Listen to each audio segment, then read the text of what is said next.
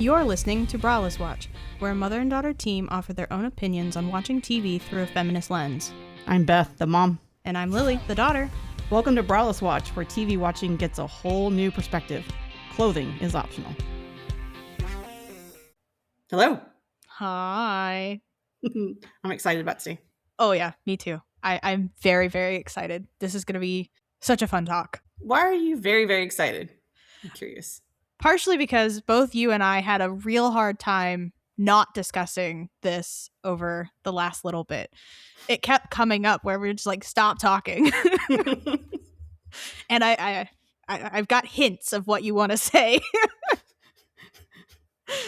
But we both had a real hard time not talking about this immediately after watching it. I mean, it hits on so many things that I have interest in that it was really hard not to talk about it because I get excited about stuff that I have interest in. It hit all kinds of special interests for me. So as far as TV watching and the enjoyment of TV watching and stuff like that, entertainment. So. Right.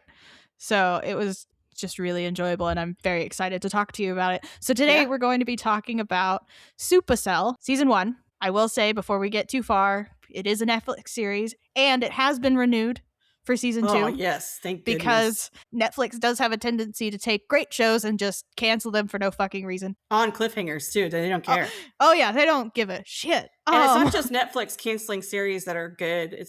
Netflix cancels series that are people of color. I'm just going to say it right out loud. Yeah.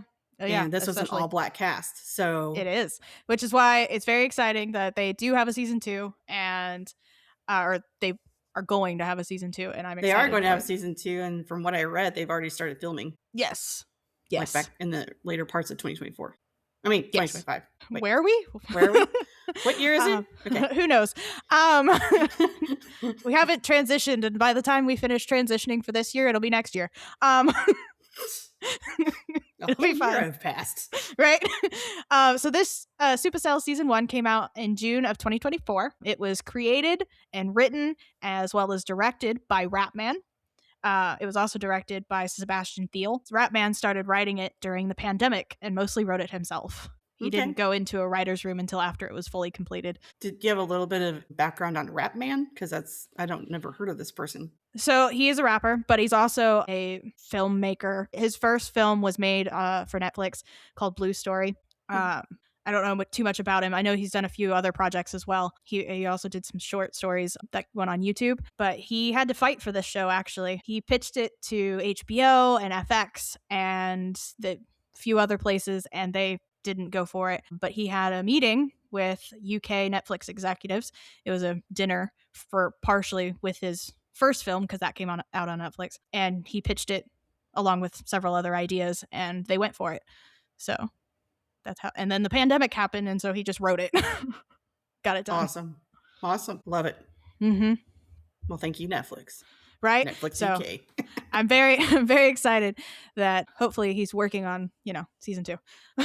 Because it definitely needs to happen. I mean, this could be a whole franchise if Netflix really wanted to take off with it. If they want to, yeah. It could go very wide if they really want to. Well, also if Ratman wants to. That's the other key. Yeah, I mean, I don't know. There's societal issues that would probably keep it from being as global as it could be. Oh, of course. My perspective, but Of course. Yeah. Anyway. So we are in London for this show. Yes, we are. It's all based in London. It is. So it's filmed in Southwark, Lewisham, and Greenwich. Yeah. Greenwich. So the main estates that they talk about is Ashington Estates. That's a false place. That's not real. It's fictional. Also, the Onyx Club is also fictional. Yeah. I didn't know it was called the Onyx Club till like later in the watching. I mean, they mentioned it, but yeah.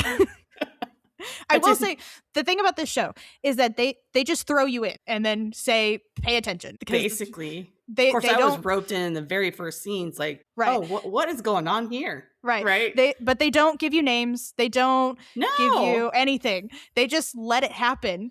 And then you find out as it happens. The first part of my notes is introduction to lady who does blah, blah, blah. Or man who's doing this action. Because I was like, I don't know who these people are. I had Shar as flirty lady and Sabrina as nurse lady. Yeah, I had nurse as Sabrina, yeah.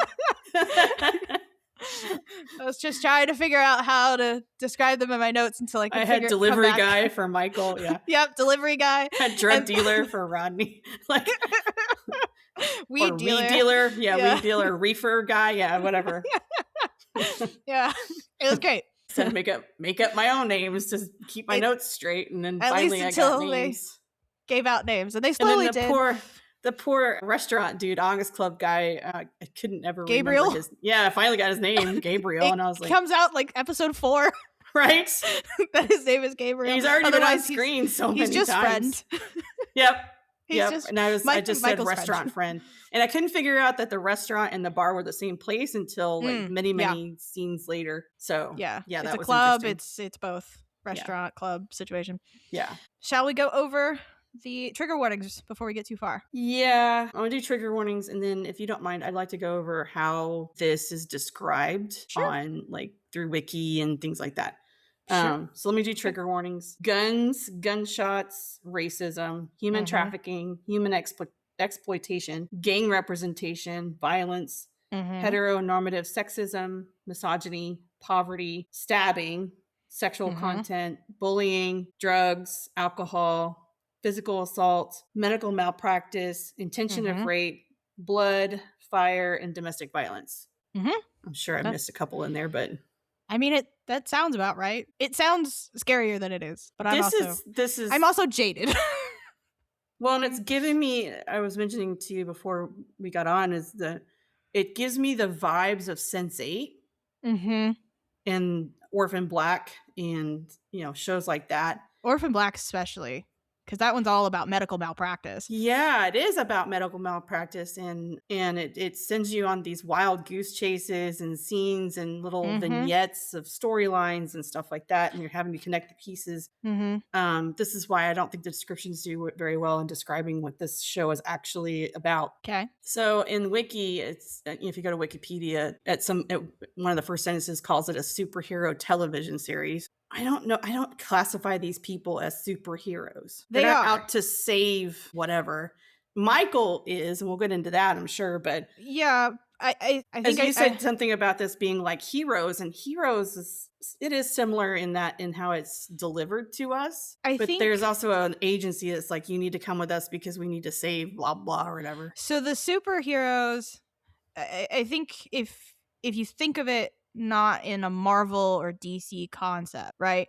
Not the Superman or Iron Man or whatever of I'm going to save the day because I need to, want to, whatever. Yeah, it has nothing to do with social justice. Yeah. It's a different kind of superhero where they have powers and they're fighting against the system that is trying to force them to be in a system. And that's a different kind of superhero, but it is a superhero all the same. It is more sci-fi, but they do have powers, which is why it's a superhero situation. You see what I mean? Yeah, I'm just struggling with the description superhero. I think it's because you're thinking too Superman-y. Yeah, it's very commercialized, right? And comic booky, and this is not that. This show is not that.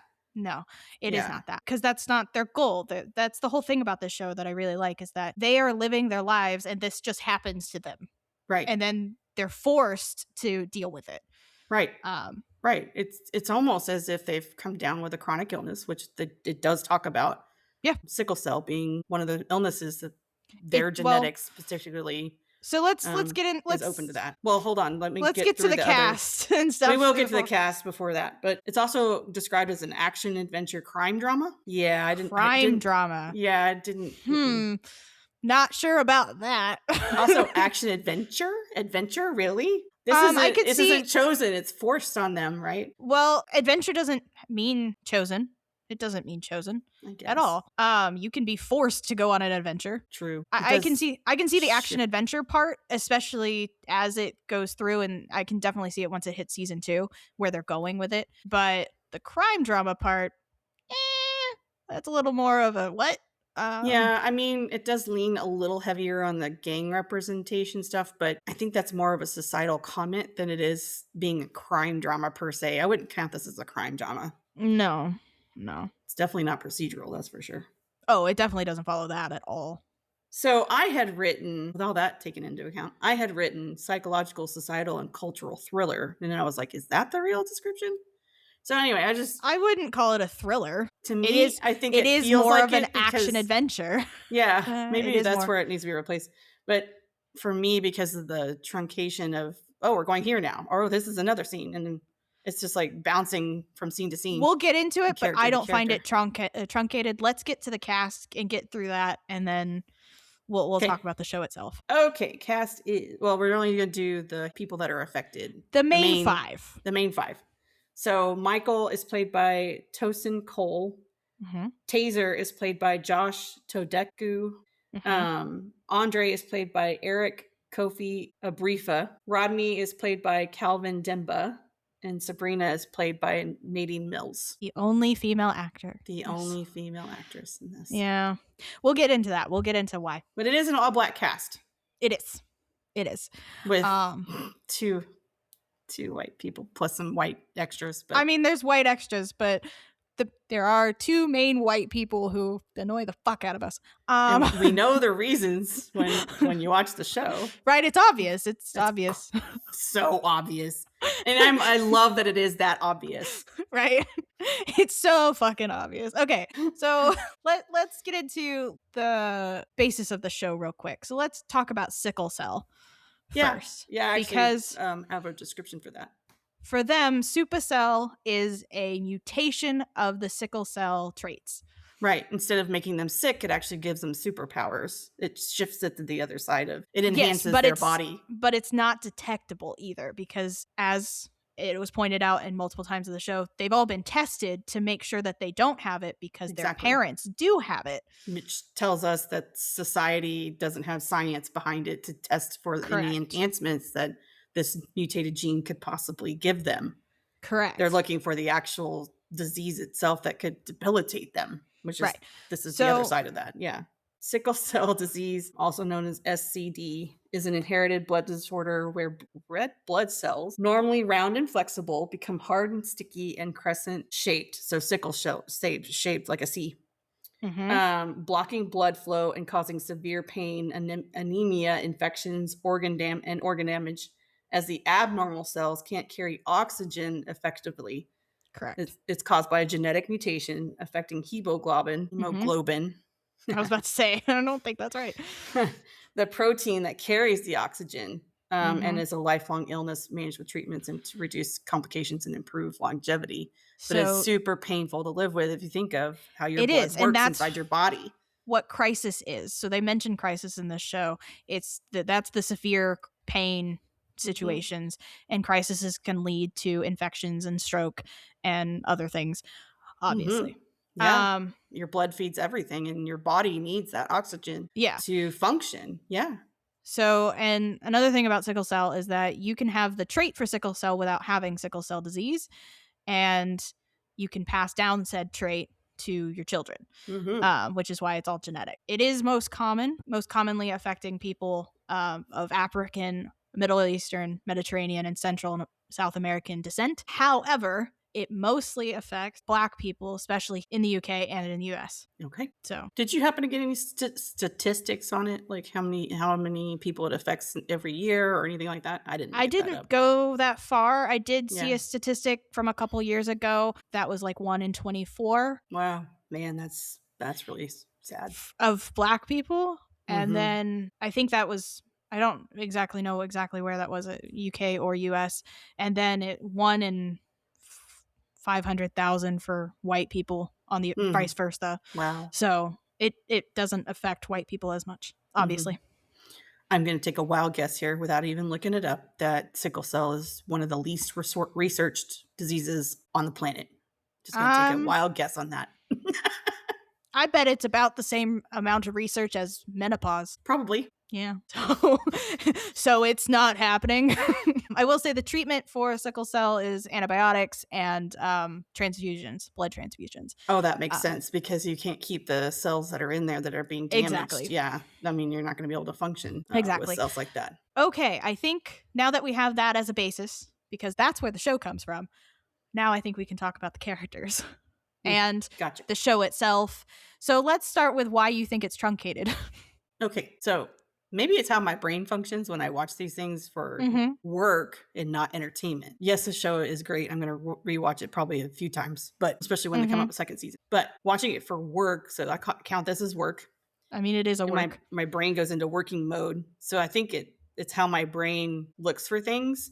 And the way that I'm also a very visual person. So when things are being presented to me and I'm trying to understand it, there's no names being given. There's no context to, like, it goes from the, Supacell agency, underground, whatever scenes to then we're going to Michael hitting up his girlfriend, which we don't know is a girlfriend. It's just some random dude passing by this random woman, chatting her up basically. And then it moves on to gang stuff. And I mean, it's all very hard to piece all that together. So I guess I'm more of a linear thinker, and it really makes it hard for me to keep up with these. This is where it reminds me of, like you said earlier, Sense8, because Sense8 does the exact same thing. It does. Where they show you something and then you just have to live with it, because now we're bouncing around to all these characters. Maybe that's what it is the living with it part. The wait, I wasn't done with that scene. Can you give me a little more?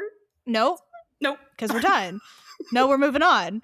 Because you need to be focused now on Andre. Right. And then on top of that, you have the language issue, because it's a Jamaican community that's within these boroughs. So there's a little bit of language stuff going on. And so it's not just Jamaican. One thing that we can recommend for this show is to watch with the subtitles on. Yeah, because it's British and there's a bunch of different accents. Yes. That's the key, is that there's a bunch of different types of accents, all within London, of course, but it comes from a lot of different things, a lot of different origins, Jamaican, Caribbean, also Cockney, right? All influence, and there's also a lot of slang, specifically. A lot of slang, yeah, especially multicultural London English. That's what it's called. There's also roadman slang. Roadman just means somebody of the streets.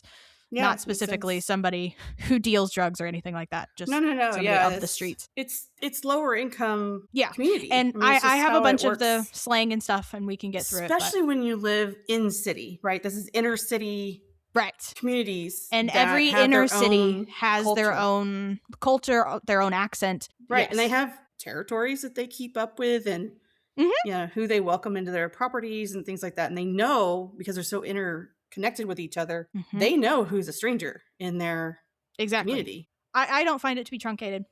Let's go back to the original question. Again, I think it has to do with how my brain works. So I want a more linear.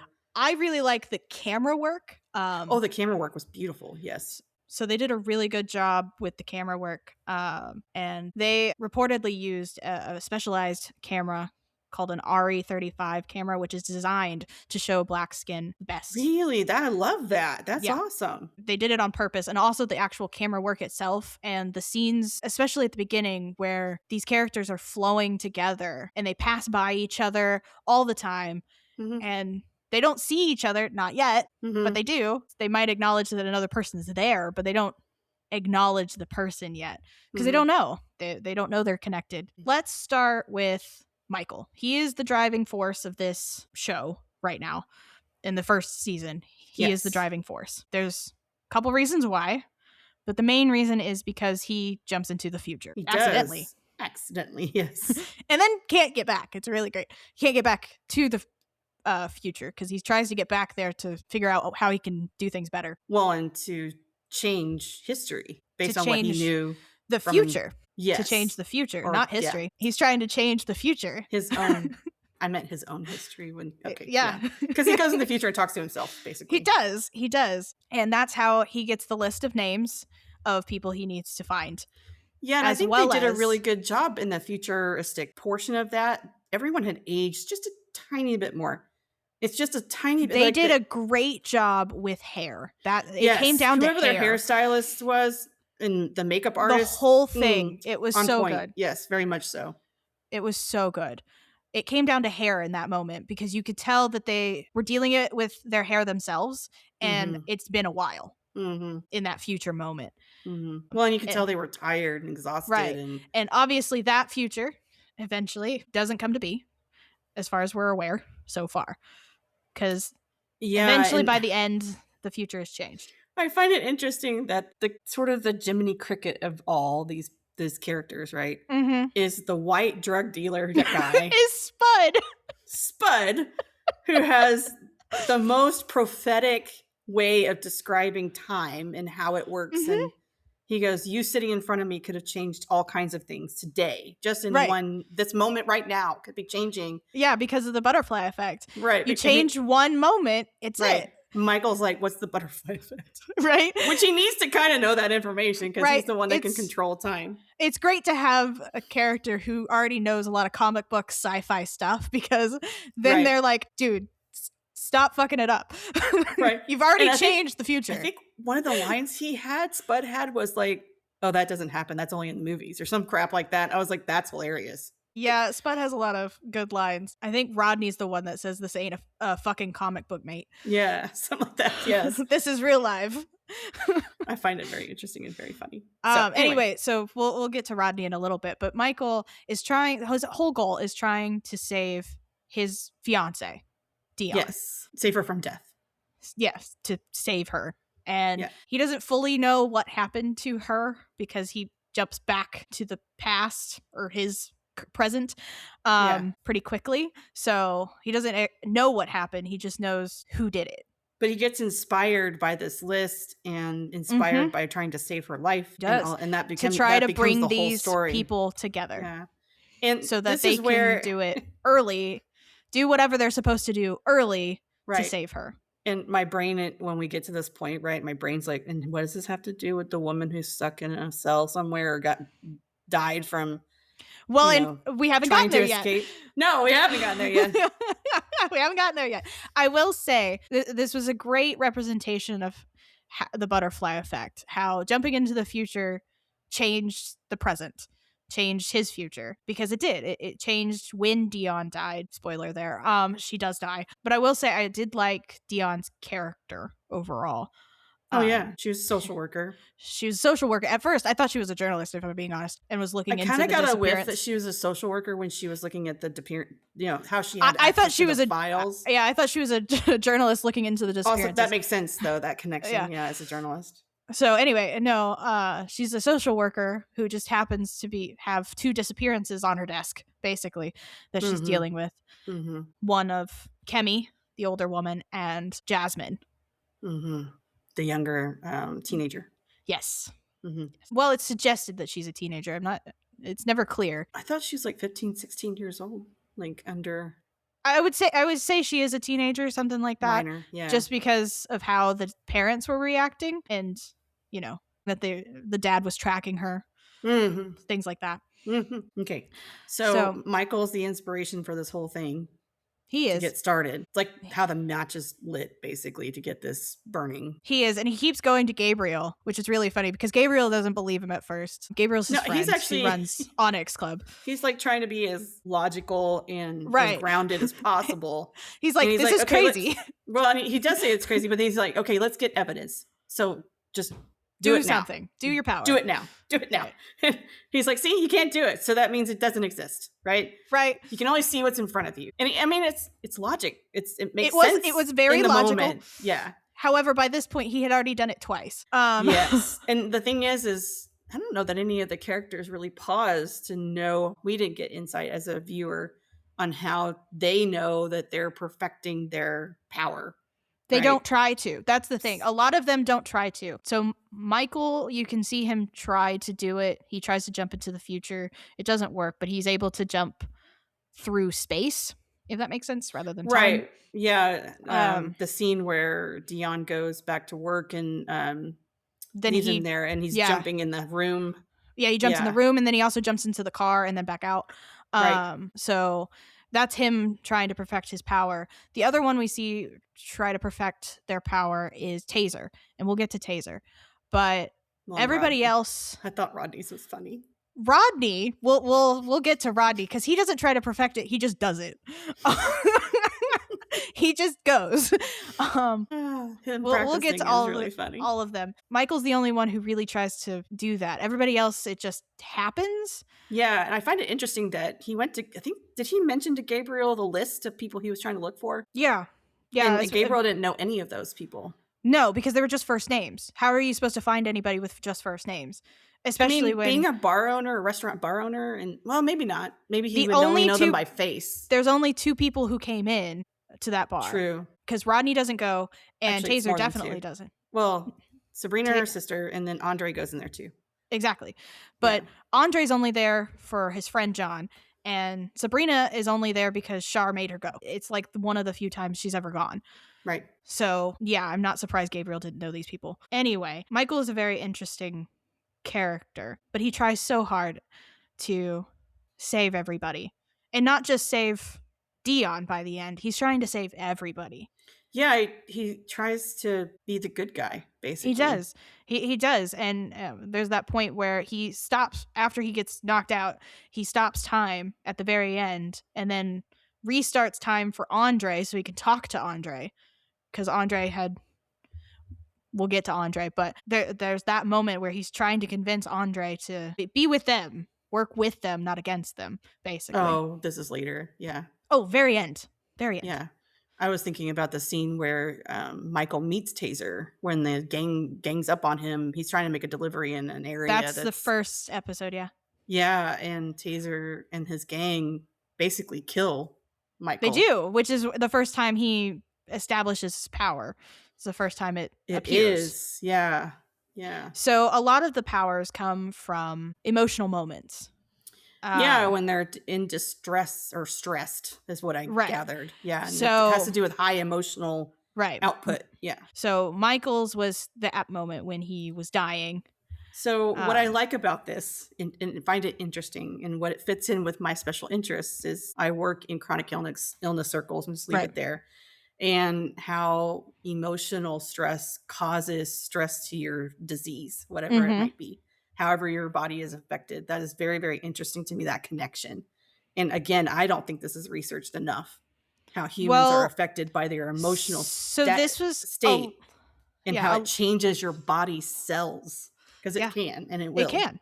I think that might be part of what Ratman was pointing out here, because he used a lot of sickle cell things for this, including there's a report, and it may not be accurate, but that the reason that their eyes go yellow is because jaundice is a common thing for sickle cell patients. Which makes sense because the liver is a very large organ. It is. And filters blood. Yeah. So that makes a whole lot of sense. Right? So you start having organ failure because your blood's not working right. That's the reason that he chose yellow. Yeah. And it makes sense. It does make sense. The only other character that's connected to Michael that we haven't talked about is Tina, his mom. Oh, yeah. Yeah. Man, I don't know if it was my storytelling powers or what was going on there, but the very second that white lady came in and was like, here's our pamphlet on this special facility, I was like, run the opposite direction, ma'am. Go, just don't even listen to them. Just go away. Go the opposite direction from this thing. Because that run from the white lady giving you a pamphlet. Exactly. As a white lady, run from the white lady. Exactly. I was like, she is up to no good right there. And fun fact, she was. She was up to no good. So we'll get to we'll talk about her at the end. Yeah. Anyway, so I got a whiff of that. I was like, this sounds like a whole gaslighting scheme to me. Not something with true intention. Which this gives me that Orphan Black kind of feel, right? Right. Where the science is like really good science, but it's being used for bad. If that makes any sense. Yeah. So there's an agenda behind it that is not good for humankind. Or Neolution. That's Orphan Black. Yes. Is there anything else we wanted to talk about with Michael? No, but I mean, casting did really well with each of the characters. I want to say it was very well casted. The costuming was amazing. Oh, yeah. The vernacular was amazing, utilizing the community vernacular and linguistics and all of that. And then, like you said, the hair and makeup, just awesome. It was a very good combination of all of it. The cinematography, all of it was great. Good. Yeah. All right. So shall we move on to talk about Taser? Taser. My heart went out to Taser, even in the very, very beginning, because of the actor, the way the actor was acting Taser. As Taser. I like Taser as a character. I do too. The actor plays him so well because he does everything in silence. He's a very silent person, which works with his power. That he's just generally a silent person, but he's also a very good leader for his crew. Tower boys, that's what they're called. So he tends to be a very good leader. Even though he's very silent about most things. Quiet, calm, collected, very much collected until it's not. Right. Until he misreads he misreads certain situations that gets him into trouble. Like the scene where he went up against the older gang members, the older set with Crazy, the elders, with Masher and Crazy. Yeah. The oldest. And he's like, the other dude was like, man, why didn't you use your powers? You could have beat them, blah, blah, blah. And he's like, they weren't working. And it's because he wasn't tapping into his emotional. Yeah, it was his emotional side of things. So he's sort of Vulcan in that way. Right. He denies himself that ability, right, to speak to himself in an emotional way. To be honest, it was actually really good in that moment that he didn't, because it wouldn't have worked out well, I don't think. No, it wouldn't have, quote unquote, looked good or represented well for that. It wouldn't have represented the Tower Boys well.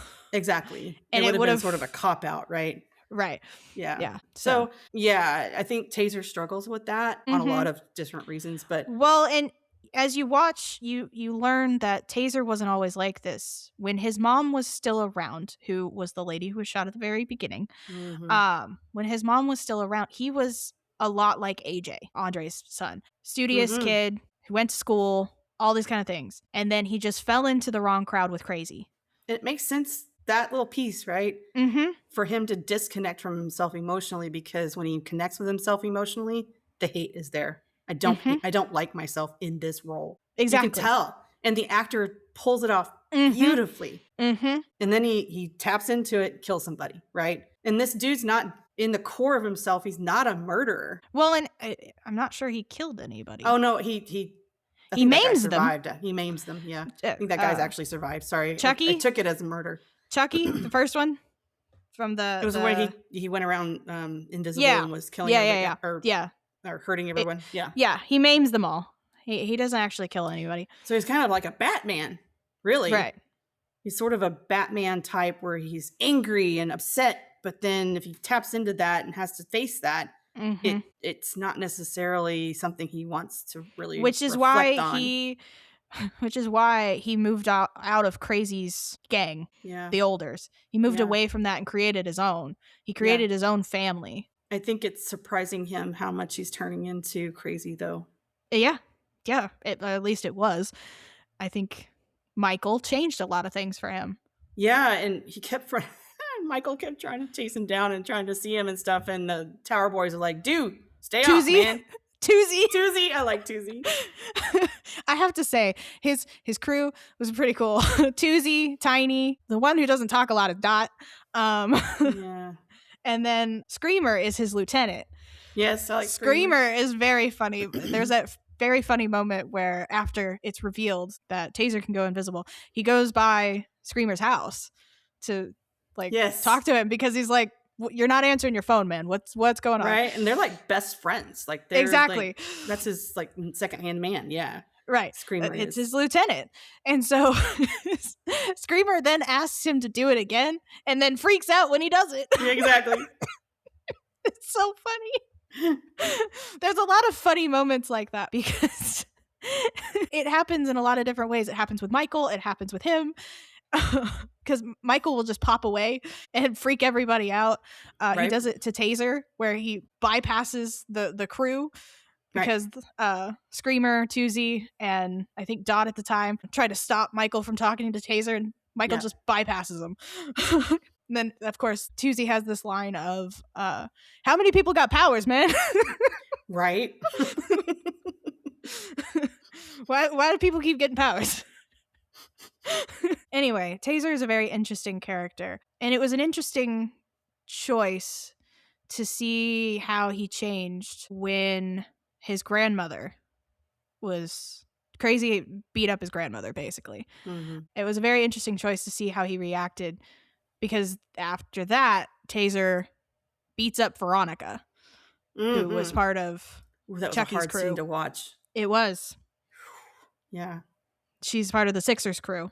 And he had to be pulled off. This is when he's connected to himself emotionally, and there's another side of him that comes out. And I can't say that he actually likes the side of himself, because No. the way the actor portrays it afterwards is that sense of guilt or that sense of remorse. Exactly. So his empathy's been harmed. Right. And he knows it. He's injured himself emotionally by doing these things. There's a duality to Taser. I think that's why I like him. Yeah, exactly. And there's a lot of depth to him. There's just so much depth to him. And a lot of it is quiet, and he doesn't let it go or let it be known, or he doesn't allow himself to be vulnerable in moments. Yeah. And he's angry with his mom for leaving. He doesn't know why she left. And he's angry that he's stuck with his grandmother. There's a lot of... Can I just pose this? I was going through my notes about Taser, and I was like, okay, Taser, there's a scene with Taser and his grandma, right? He's serving her dinner. He brings her a towel to wipe her mouth and to clean up. I think there's a little because she's hand eating bowl and because stuff. she's eating with her hands. Yeah, she was eating with her hands. So he brings her a towel and water, in a bowl, and all this stuff. And it's very caring and all these things, which speaks to Taser's empathy, which is what I was talking about just before. But in this moment, she's like, hey, I have this t-shirt, and shows him the t-shirt, has blood on it, whatever. Because it's his. Wouldn't she have already known that he was gone for a few days? Like gone? No, maybe not. And he wasn't, I don't think he was gone that long. Overnight for the stabbing? Maybe. Okay. It was, I'm not even sure he got stabbed. It was more sliced. Well, and I guess too that he could have communicated with her, hey, I'm staying at so-and-so's or whatever. Exactly. And, don't rely on me for dinner or whatever. Right. You But when he's with her, he's very... There's a cultural respect there. There is. He does respect his elders. Which he listens to her. A little confused because Crazy starts to infiltrate that, and even there were some comments. I think Tuzi and all of them were talking about. They all have this. We don't go over that. We don't go to moms and grandmas. Right. Man. You don't do that. That is not what you do. You do not attack the women, especially our parents. That is not what you do. And the reason that they start staking out Crazy's mom is because he went after Taser's grandmother. Yeah. And they even have this they even have this discussion of, well, because they weren't trying to stake her out, they were waiting for Crazy. Anyway. But it scared the crap out of her. Yeah. So anyway, but they even have this discussion on, you don't do that. That's not what you do. That's a line you don't cross, and that's why Crazy has gone underground. Well, we know more later, but yeah. Right. But at this moment, for them, he's gone underground because he stepped over a line, and he knows it. Yeah. Crazy did. It was coming to a head because Crazy's...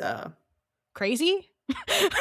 No, that's not what I was going to say, but Crazy's drug den was infiltrated as well. Yeah. So it was coming to a head. Like there were infractions happening. Well, so Taser and they come up with the idea because they shot Tiny. Crazy's crew shot Tiny. Which, how did they not see that coming? I knew that was coming. I mean, it's gang culture. I think there's a respect. There's a tit for tat. I think there was respect. And Crazy doesn't respect Taser like he thought. Mm-hmm. Exactly. And he let him have his little faction, his little group of boys, right? And what Crazy would say as a group of boys, not men, boys. Nope. And that was as far as Crazy was going to allow it to go, right? Right. And then when they tried to expand into the drug business, exactly, it was not Crazy's like, that. nope. Yeah. And this is a message to that. Exactly. And poor Tiny paid the price for it. Yes, he's paralyzed now. Yeah. Who's next? Anything else to talk about Taser? No. Okay. No. Let's. I didn't realize I was connected to his character as I was. I'm just gonna say that. Okay. Then I think we should move on to Andre. I had empathy for Andre too, mainly because of my own personal experiences with the type of situation he got himself into. He is trying to be a good dad. That's his whole goal. Good guy. He wants to make good choices, but the access to good choices is little by little being shaved away and eroded. And he's being forced to make decisions because he's been backed up. This is the system working against you, right? Exactly.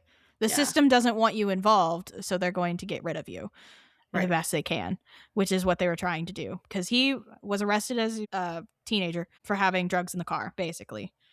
That story was heartbreaking. It was. And as a manager, especially a black man sitting across from him as a manager person who has the power to hire this person, I was like, surely they would have some kind of empathy, but Well, there the could thing be about it policies is in place that keep them from hiring. exactly. I'm not sure he had the option that Yeah. he was allowed to do that, Yeah. even if he wanted to. I'm sure Andre is tired of all the sympathy he's getting and the pity, Right. basically what would be perceived as pity.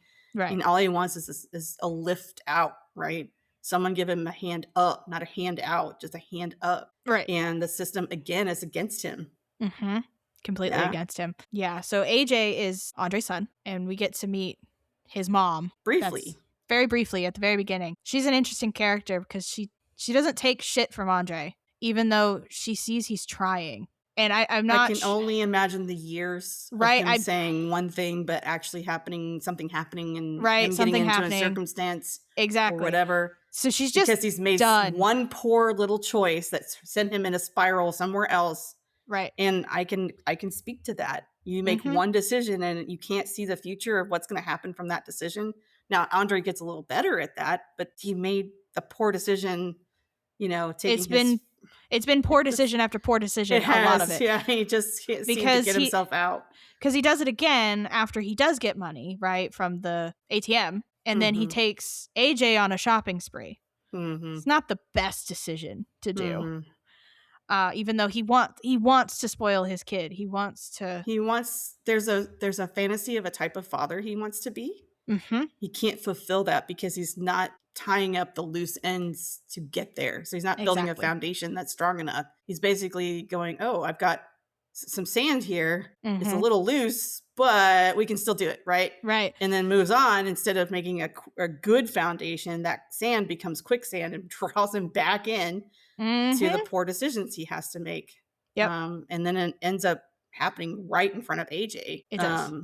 With the bailiffs. Yeah, and then poor AJ, he gets to the door, and at this point, Andre's used all of his powers and has to sleep it off. So that's something we haven't talked about with the powers here, is that when they use them, especially when they use them a lot, they have to sleep, and they sleep hard.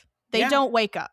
They don't wake up to anything. Yeah. They have to recover. So they sleep hard. And so that's what happens to Andre. Well, and poor AJ takes that as, my father doesn't love me, doesn't want to be around me. Again, the foundational support has not been put in place for him to trust that his dad is busy or... Well, and right before that... doesn't have his phone or whatever. Right before that, he called Andre, AJ did, to clarify that they were going to go to the movies, because Andre mentioned it in the morning. Clarify, we are going to do it. We're going to do it. And then AJ gets there, and his dad does not show up. Yeah, and then he calls him again and says, man, dude, I can't make it today, blah, blah, blah. Yeah, I just can't make it. Again, another poor decision, thinking he was making a better decision for the future. So bad. Of course. For AJ. Did you relate to AJ at yes. all? Yeah, yes. Of course. Yeah. I related so hard to AJ in that moment. How many times were you disappointed? Exactly. Right? Yeah. Just so disappointed. And I'm the mom that had to go, okay, we're going to pick up some pieces here and make some kind of day out of this, because you can't have a full memory of this day being ruined for you. Yep. So I felt really bad for AJ. And that's what pushes him into Crazy's crew. Yep. To be and another taser. Andre didn't realize that all these poor little decisions he was making was drawing AJ. Pushing AJ. Yeah. It was further pushing into AJ. Yeah, pushing AJ further into the lifestyle he was trying to prevent and protect him from. Yeah. I do have a little bit of comment on that, because the mom seems to have disappeared after this and didn't have much of a interaction, or we didn't get to see we didn't see influence into AJ, right? Right. And I'm not quite sure why we didn't get to see that. It is interesting that we didn't get to see her much. And maybe it's just because it's not about him, or maybe we will see it later. Maybe, and maybe that's just not an important part of the storyline. But I do find that her influence sort of was dismissed a bit, and that AJ could have actually been making better decisions based on her influence.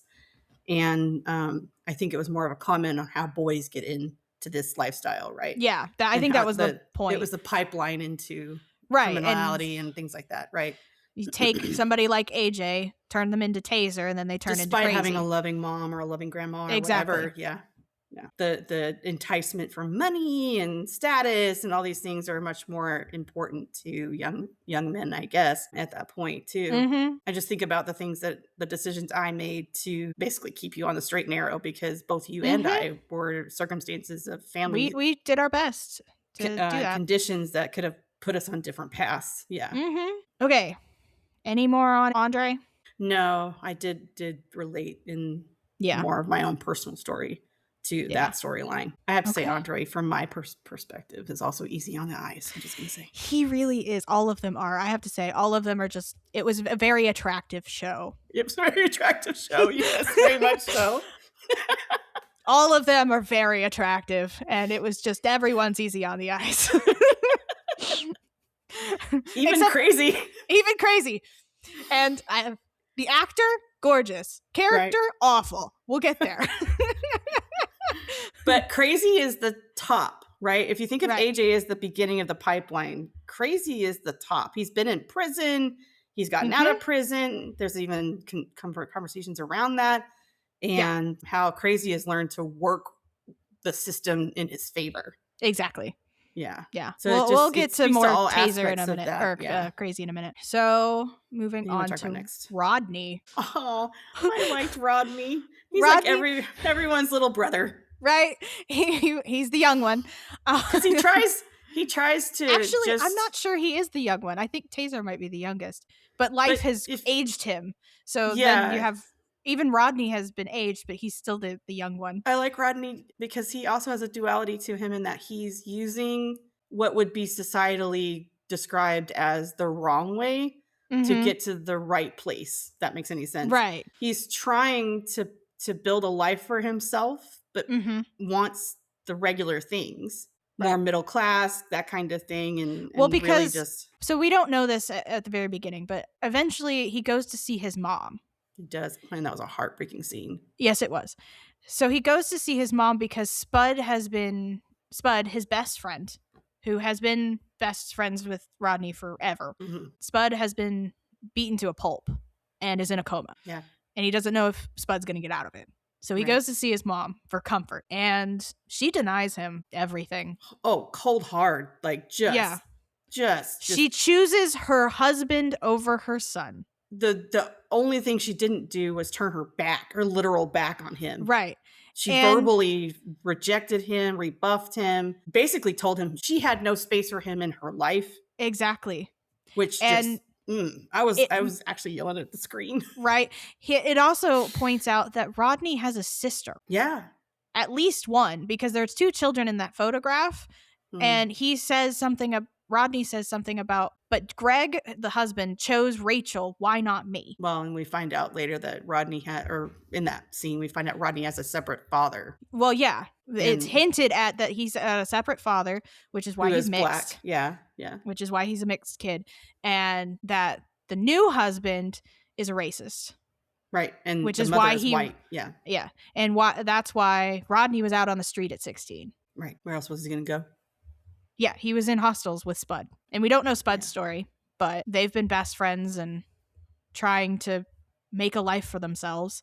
Yeah. However they can. And so at the beginning, he's a weed dealer. Well, and it's actually surprising that Rodney even has access to some kind of dwelling to even sleep or rest or any of those things. And that's where, so Rodney mentions to Spud that Spud can go home. So I'm wondering if it's a choice for Spud and if he's getting financial backing elsewhere from his family, but I'm not sure. Maybe. Spud may have a intact family. That's what I'm saying. That Spud can go home. The support, yeah. Rodney can't go home. Rodney has nowhere to go. That's what Spud I'm saying. is his lifeline. Essentially homeless, and his mom is like, I don't care.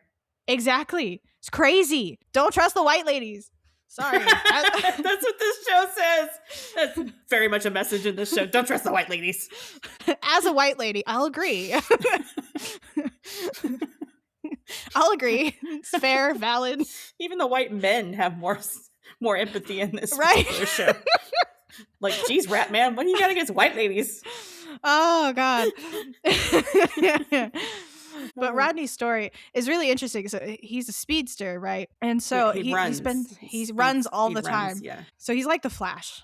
He is like the Flash, yeah. So even Spud mentions that. But unfortunately, Rodney needs to sleep as well, and he doesn't take the time out to sleep sometimes, which is why he loses his powers. The other power he has is he can self-heal. Yes, quickly. Which we don't know if he can transfer that power to others and heal them.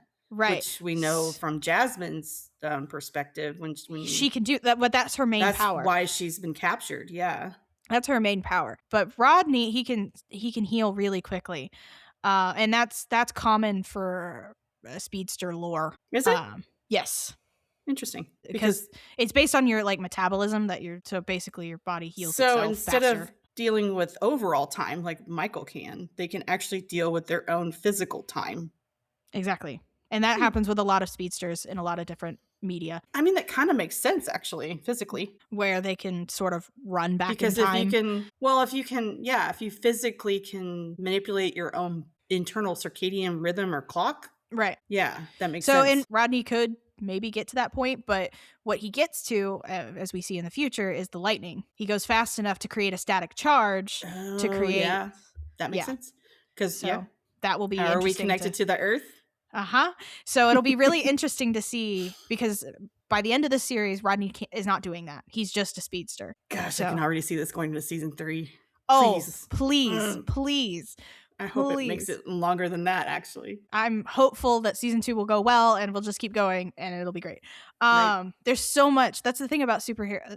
I'm going to call it superhero shows, is that they can be expanded in a lot of different ways if you're not focused on a central character. But even then you can do spinoffs and stuff. Right. So I'm excited to see where this goes. And I'm really excited that it's an all black cast, because that is very, very rare. Yes. Okay. Do we have anything else for Rodney? I have one thing about Rodney. I just want to say he's sort of the comedic relief. He is. When he first gets his powers, right? He's very nervous about making this deal. He has to get there in 15 minutes. His car dies. Right. And he's very stressed, and he gets out and he's like ruffling his hair and just really upset. And then all of a sudden he just starts walking in that direction and then ends up in Scotland. Well, so he tries to run. And this lady for the bus. This lady's like on a walker walking by at the slowest pace, which is great juxtaposition. And he's like, well, because he fell into Scotland. I did. Because, so just FYI, for those who don't know geography, that's 410 miles away from London. I wondered if you looked it up. Yeah. And it's an 8-hour drive. He had to ran sell the weed so on him. Far. Yeah, it was. Thank goodness he had weed on him, because he sold the weed on him to buy a bus ticket. Not a bus. Yeah, a bus ticket. No, train ticket. Train ticket. That's right. Train ticket back. Yeah, he sold it for $75 so he could buy the $70 ticket to get home. Oh, so funny. Anyway, I like Rodney because he's sort of the comedic. But he's also the one that helps bring everything together, because he knows the streets and he has seen all these people. Well, and he's a networker. If you're a weed dealer, you have to network, and you have people buying weed that are in the upper echelon elite, all the way down to your homeless person who with a cart, right? Right. You bypass all the socioeconomic barriers, so he networks and you have really access to all. Yeah, of course. So he knows who Andre is, which is how that comes to be. Michael, by that point, had already found Sabrina through his job, and then Taser through, being stabbed and then turning back time. Mm-hmm. So very, very interesting. So when Michael and Andre connect is when the agency starts. Very, very end. Yeah, and the agency starts picking up on the fact that they're starting to meet each other. Well, actually, it happens with when all four of them meet together. Yeah. That's when they start going, how are these guys finding each other? Yeah. They start asking that question. And then when they go to capture Taser, they're like, how did they find each other? How is this even possible? Somebody has to be helping them. Yeah. But there is nobody helping them. No. Because it was just Michael. It was Michael helping himself. Exactly. It's how he came into his powers. And they wouldn't know that story. Only Michael knows that story. And when he tells it sounds crazy, because he's like, I talked to myself and this is what I learned. Right. And he calls himself him, and then he goes, me. Whatever. That's what he said. I said, whatever. Very great. Very great. And he can't get back there. That's the thing. He can't get back to He that tries. moment. Yeah, he tries. Well, Can't get back to that moment. what is pointed out to him is that future is gone. It is. The butterfly changed. effect. The butterfly Yeah. effect. Because that, he started that person looking. doesn't exist now. Yeah. Because he started looking for all of these people and skipping work and all this stuff, he has changed the timeline. Yep. Exactly. Anyway. Which is what the future Michael was hoping would happen. Exactly. But he was hoping it would happen to save Dion. And that's not what happened. Yeah, because the future Michael was still hung up on being in love with her and the life he would have with her. Well, we don't know the rest of the details of the future. I mean, of that future, no. Of that future, yeah. We don't know. And we just know that he was without Dion. And we don't know how she died in that one either.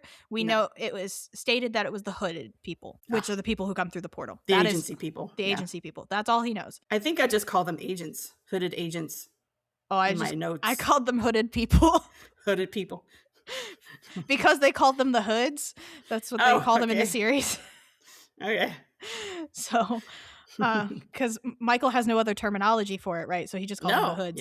Yeah. Anyway, so anything else for Rodney? No, I'm good. I just wanted to talk about that Scotland bit because I thought that was really funny how he got It's really funny. Power. It's really funny. And then he tries to do it again. He spends time in Scotland trying to run. Too. Poor kid. Who's next? Sabrina. She's the last one. Wow, we went through that fast. I know. So Sabrina is the only female lead. Basically. She is. She's not the only female actress, but she's the only female lead. She is. And let's talk about that for just a second. Because this was created by a man who did it by himself. So I'm not surprised he wrote men storylines. More male characters. Yeah. Exactly. Well, and I wonder, and too, that's if it was the life he knows. Well, not only that, but it's a comment. Forgive me, Ratman, if you're listening to this, but that would be so cool if you're listening to this, right? My assumption here on storytelling is that not only do you write from your own experiences, but I think deeper than that, this is a comment on the pipeline of incarceration or slavery, modern day slavery, of Black men. Yes. And how that is perpetuated through time and has not changed at all. It's just changed in form. Correct. And I think that's the comment. And I don't think it's not a slight against Black women being casted. It's a comment on how Black men are being affected by the socioeconomic inaccessibility to making a life for themselves. Yeah. For themselves. Yeah. So but I don't think it has anything to do with sexism. No, I don't think it's on the writer. I don't think it's on purpose. Like I said, I think it. Well, I mean, I think it is on purpose, actually, because the comment of. I think for the comment itself, yes, but I also think that it's not intentional, if that makes sense. No, it's not. I'm just going to exclude women. It's not that. Yeah, because he could have done that, and they could have all been Black men, and. Well, and I like the idea that Sabrina is a part of a world in where Black men are affected not only in the socioeconomic pathway, but then also this sort of sense of, I hold power so I conquer you. Mm-hmm. And that's where the intention of rape comes in. That's where that domestic violence piece comes in. Yeah, so Sabrina and Shar have a great storyline here. Yes. And again, it's a comment on Black women and what they face in these times, right? Exactly. In the juxtaposition to Black men. Exactly. Yeah, and how they relate to one another. Right. Yeah. So Sabrina is a nurse at this hospital that apparently is, and it's run by white people. Mm-hmm. But by the end, she does get promoted. Even after all of the shit that goes down, she gets promoted. Which is something she didn't expect. There's a comment there, professionally, Black women have to not only perform above and beyond what's even expected of them, they also have to look a certain way. Yep. They have to white it up, basically, and whitewash themselves and whitewash their performances and all of this. And I say performance in their performance of their employment. They have to in order to work the system. Otherwise, they're not going to be successful. It reminds me of Sorry to Bother You. That's a movie. Where the main lead has to put on a white voice because he's a phone. Yes. Something. I can't remember. Yes. Some kind of call center. Yeah. That's as much as I got. Yeah. In order for him to be successful, he had to. So that's what she has to do. Himself. Yeah. Yeah. That's what she has to do. Because if you notice her hair when she goes out and how she dresses when she and makeup and all that when she goes out, she's more Sabrina herself. when she goes to nurse, she's all whitewashed up, hair pulled back. Well, the skin is very bare, right? No makeup. I'm not sure the going out piece when they go to Onyx Club is her. That's Char's version of her. It is, because the very first version of her was not acceptable, apparently. But there is a different version of her when she's trying to go out with Kevin. Yes. So there is a different version of her. But I like that they not only... There's a comment that Char is working on her PhD? Yes. She says something about her dissertation. Yeah, she's got 10 words and then she doesn't have to think the word dissertation again. That's what she says. I find it very interesting. The juxtaposition there is that, in her love life, her romance life, right? She's not very smart. She's still going back to these so relationships that are not good for her. And yet she's a very educated woman. Same thing as Sabrina. The family apparently comes from very educated people. Right. It's a super important education there. So right? let's point this out real quick. So Sabrina and Char are sisters. They are. That wasn't clear to me at the beginning. I was no, like, they're just roommates. They're friends. It's fine. Especially how Char treats Sabrina. Right. I was like, well, I thought it was important that she had a friend like that, but having a sister like that works too.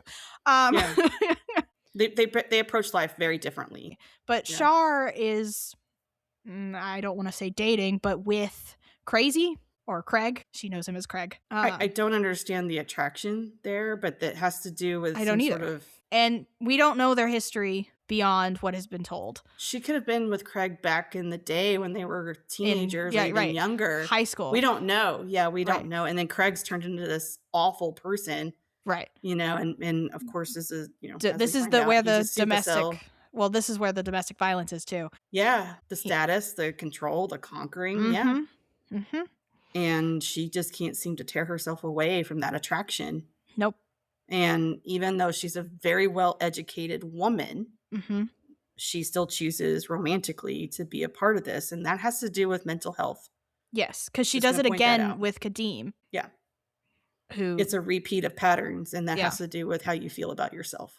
Right. And Sabrina tries to stop Char from doing these things. Tries to, but Char still continues to go back to it, despite it having it right in front of her face. And right when we lose Char, we lose her. We don't know what happens. We have no idea at the end of her storyline, right?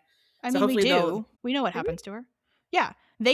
So the agency kidnapped Char thinking she was the one with the powers. Oh, that's right. We did find out that. Sorry. Yeah. I forgot about that piece. But it's actually Sabrina who has the power. It is Sabrina that has the power, but they kidnapped her.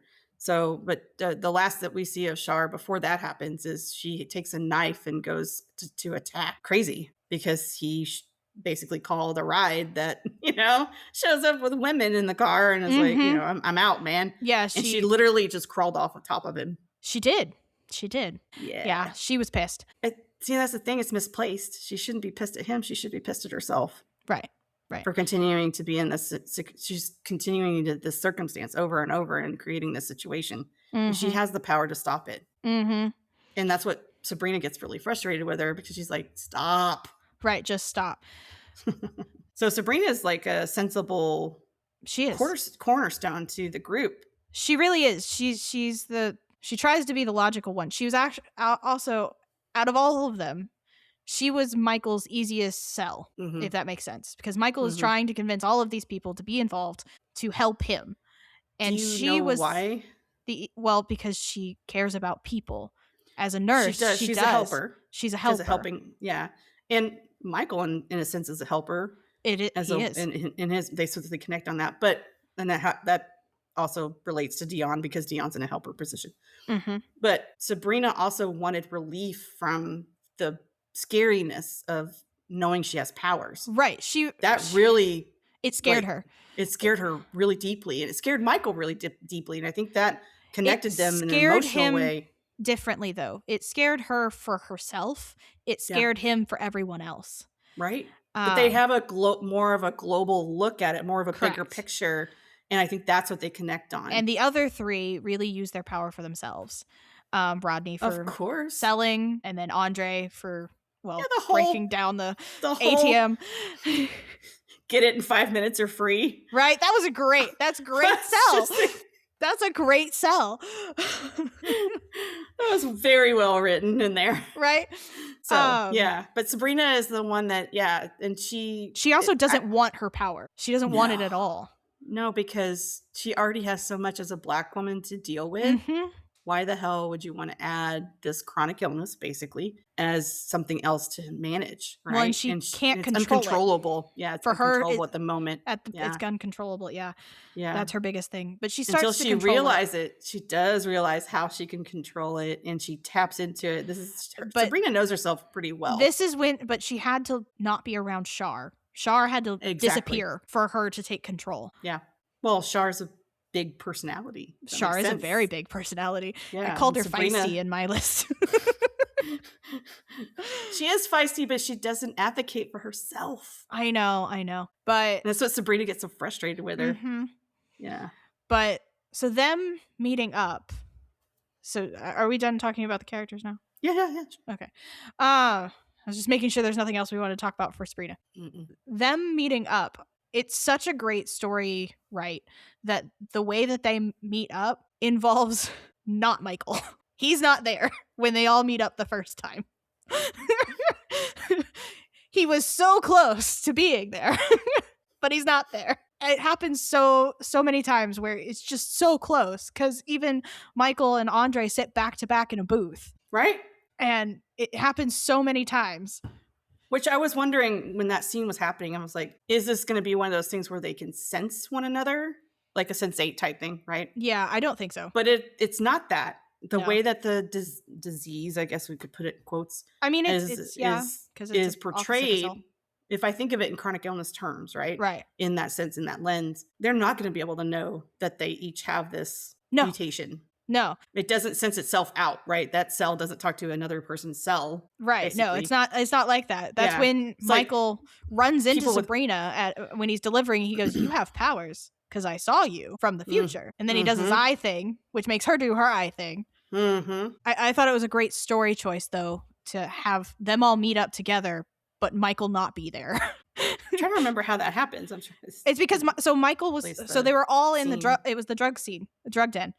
That got shot up. Oh, that's right. Yes. The Tower Boys. So the Tower Boys are trying to take down Crazy. And this is not a place where Michael would be. Right. Andre is there to rob the safe. And then Sabrina took Shar so that she could get some weed. That's the reason they're all there. And then, Spud got beaten up. That's how Rodney gets there. Yeah.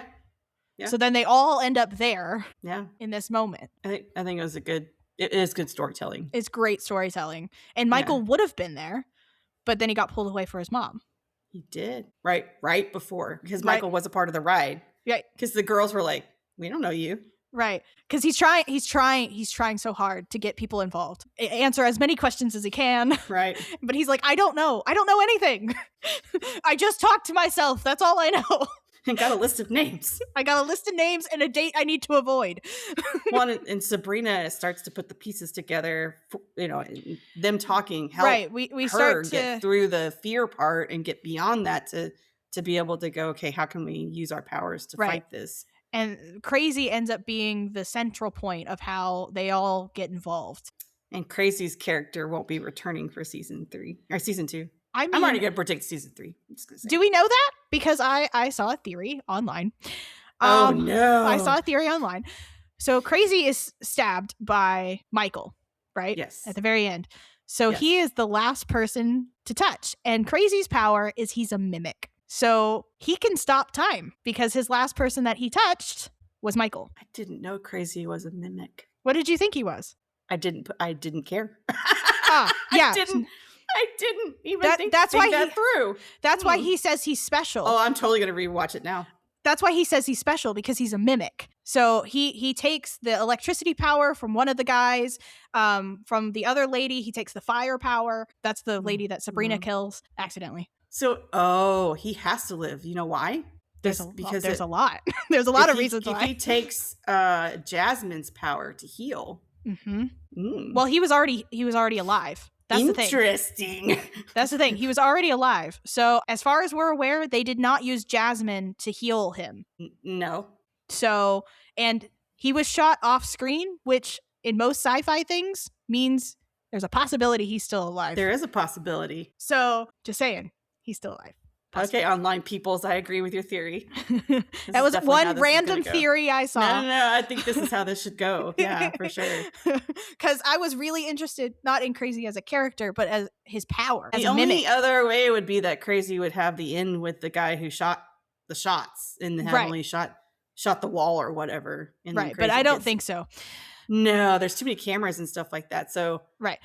But him stopping time, retracting time or stopping time, him stopping time and leaving makes total sense. Mm-hmm. So anyway, that's a theory. I like theory. I like the theory. Yeah. Yeah, makes me want to rewatch it again.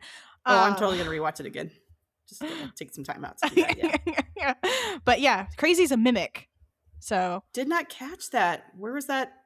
It's to us. It's in the end. He doesn't say it, but you can see it. He touches people, and then he uses electricity, and then he touches somebody else, and then he's got fire. Oh, you know what I was thinking? I think I was so interested in the storyline for Dion and how Dion and Michael that I think I got distracted. Also, Sabrina. There's a lot going on in that final scene. There is and Andre, so much because even Andre has to switch sides again. Andre switched sides again. Yeah, there's so much going on in that final scene. And it's hard to. It was a lot. It was a lot, and with I think it is a linear thinking thing. And you also have problems with time things, and so Michael does.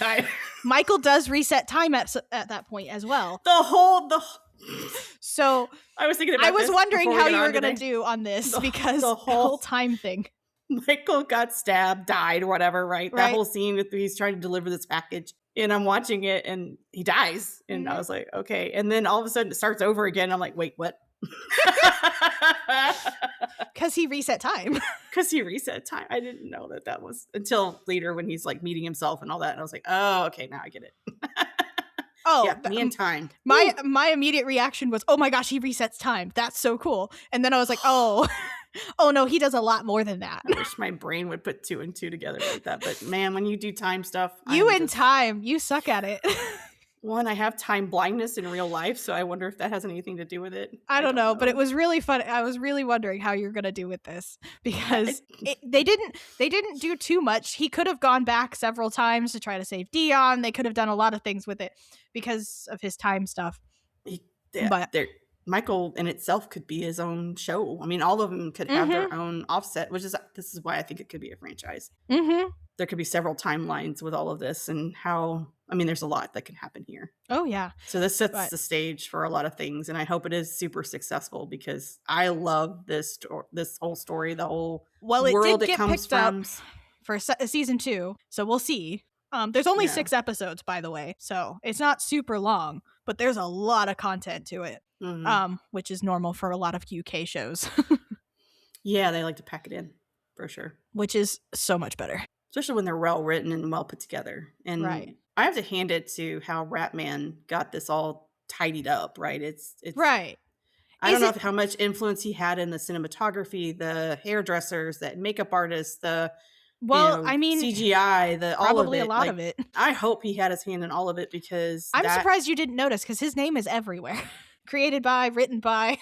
No, I noticed. I just don't know who it is. But if this is the introduction to this person, Ratman, bring on more. Give us more. Right. This is beautiful. From a creative perspective, because I'm an artist at heart and by nature. I love it. I love all of it. The costuming was beautiful. The comments, the social comments are awesome. It's very current and present, present time minded. It was culturally specific, and I wouldn't even say there's appropriation here other than the actors themselves are not necessarily from Jamaican descent. I wouldn't say it's Jamaican. They're not Jamaican. They never said they're not Jamaican. I thought there was some Jamaican. There was Jamaican. There are 2 Jamaican actors. They are Jasmine's parents. Yes. They're the only ones. Okay. And the subtitles show the Jamaican accent with it, which is really nice. I think some of it is like, we haven't gotten into the research part, but no, I have a shit ton of slang. What makes me go there is the use of wagwan, the word wagwan. So that has Jamaican origins, but they are not Jamaican. Well, so that's not the only thing. The acting too. This is where it comes to roadman slang. Okay, well, can we also take into effect the sucking of the teeth? Yeah. That's Jamaican. If you go to Yeah. Jamaica and be in their culture, they do that when they're irritated or frustrated. Well, or it's not just them. A lot of people do it. But I'll just put it this way. My only exposure to that as a white person, especially a Southern United States white person, this is my only exposure to that particular behavior. Just gonna say. Yeah, it happens a lot. So I don't think it's cultural appropriation. I think it's cultural representation. It is. That's what my whole point to all of that was. Yeah, but it comes back to roadman slang, because that is a mix of Jamaican patois and street influence and Cockney and Caribbean influences. It's a mix. It's a hodgepodge mix that creates this. And that's what this is. I found it to be, of course, now I don't know very much about British culture as far as the multicultural British street British culture. Yeah. Can't say I'm very well versed in that. I'm not real well versed in Jamaican, but it did lean very Jamaican to me. There's a lot. There are, per the extent of my knowledge, there which is not much. There is Jamaican influence. I'm not saying there's not. That's not what I'm saying. What I'm saying is that that's not the only influence. No, it's heavily culturally mixed. Yeah, it's completely mixed. Yeah. There's a lot of different words, and I have a bunch of slang that we'll go over, or I'll go over, because you don't have this. I have it. I only have two. And Wagwan was one. Well, do you want to go over the other ones? Go over your other one before. My other one was. You didn't? Did you say what Wagwan is? Oh, no, I didn't. Wagwan is Jamaican patois slang greeting. It's a contraction of what's going on, what's up, and asking how someone is or what's happening. And it's popular in British English. It's just a general greeting, yeah. Yeah, what's up, man? That kind of thing. Yep. It's a head nod. It's a head nod. Yes, we're head nodding to each other. This is bad for a podcast. Right? Anyway, so, and the other one I have is, I'm going to say this wrong, Mandem. Yep. Mandem. So it's informal British English or slang, especially among Black people, of a person's male friends or close associates. So it is very gender specific there. It's similar to my mates, crew, the boys, those kind of things. Right. I guess women don't say mates. I don't know. I don't know that I've ever heard a woman say mate to a fellow girlfriend. Not in any of the British TV I've watched. I'll have to pay attention. Right. I'll have to go back and watch a bunch of shit just to pay attention for that one word. New project. I've watched a lot of British TV, but I don't know that I've ever heard a woman refer to another woman in a show as mate, unless they were speaking to a man, which is a friend or whatever, and they would say mate. Or they were saying it jokingly.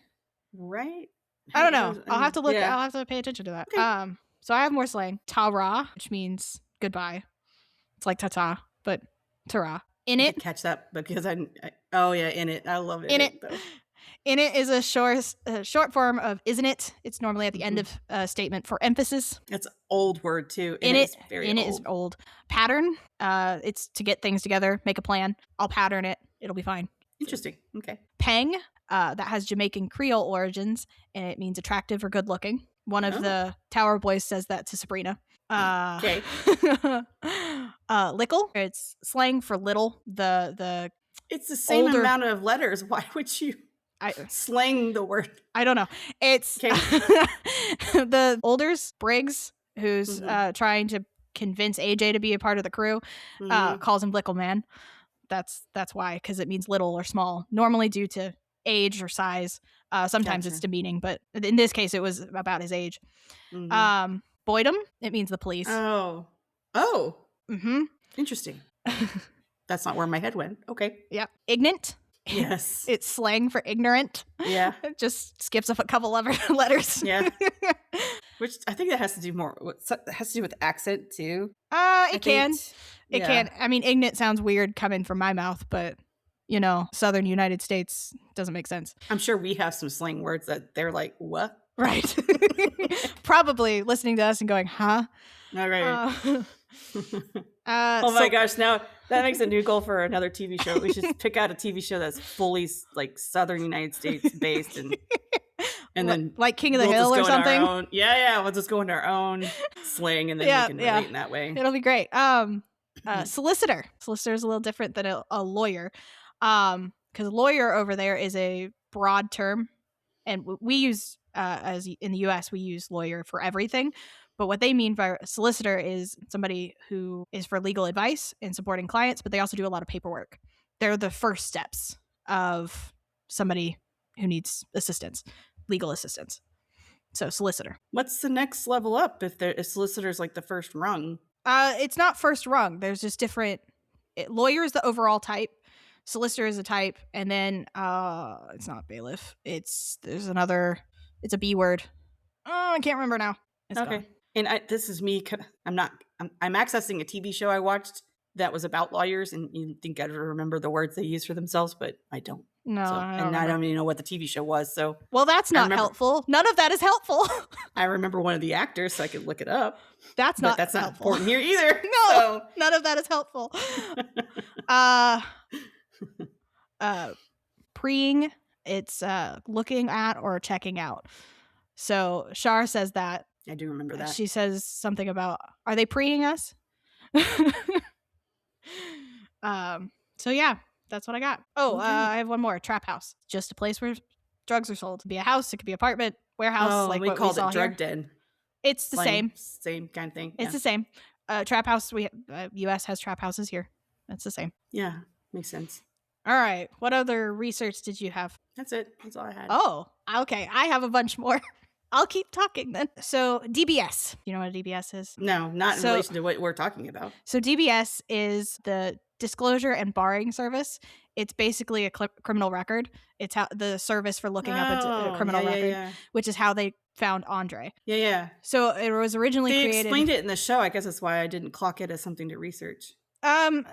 Sort of. It was originally created for children, to stop people who harm children being around children. It has expanded since then, but that was the original goal. Do you know what the letters stand for? Disclosure and barring service. DBS. No, that doesn't make any sense. I know. But it's a whole system, and anybody can use it.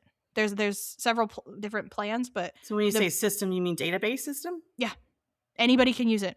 There's a basic plan that anybody can look up.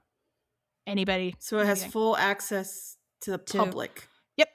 So if you've done an infringement against said public or society, then you would be listed, and your infraction would be listed as well. As far as I'm aware, I might be completely wrong, but yeah, whatever your activities have been and you've been caught doing. Wow. Okay. Yeah. Did not know that even existed. Yep. Just curious how that would how that would work here in the U.S. Yeah. Not that well, I don't think. No, I don't think so. Okay, another one. Madeleine McCann. So I know who that is. Right. But a lot of people might not know. So Dion mentions how these people are missing and how they're not being looked for because they don't look like Madeleine McCann. Madeleine McCann is a missing person. She still is. Mm-hmm. She disappeared at the age of 3 when she was at a holiday apartment in Portugal. Did you have the year? 2007. Okay. May 2007. They still have not found her. Right. And it's unclear what happened. It's been described as the most heavily reported missing persons case in modern history. So, but she's a little white girl. She's a little white girl. Mm-hmm. 3 years old on holiday to Portugal. Right. So, and the whole comment is that she's a white girl that that they looked harder for her, but not for They're not going to look for black women. They're not going to look for black women. Yeah. That was the whole comment that Dion was making. Yes. Okay. This is an interesting one, and it took me a while to find.